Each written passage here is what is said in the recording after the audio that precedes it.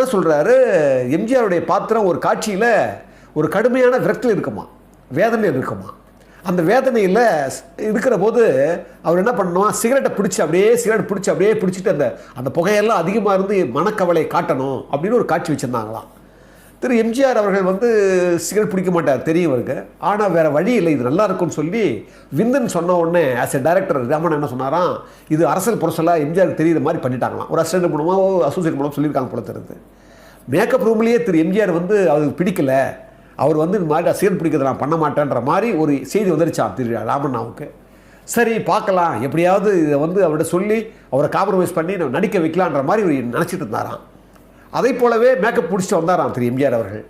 வந்த உடனே எப்போவுமே ஷார்ட் இல்லைன்னா புத்தகம் கையுமா போகிற திரு எம்ஜிஆர் அவர்கள் அன்னைக்கு பார்த்து அவரை வந்து முந்திக்கிட்டாரு, வந்து என் பாத்திரம் உட்காந்தாரு. உட்காந்த உடனே நான் எங்கே கேட்டு போகிறேன் சொல்லிட்டு போகிறேன்னு அவரே முந்திக்கிட்டு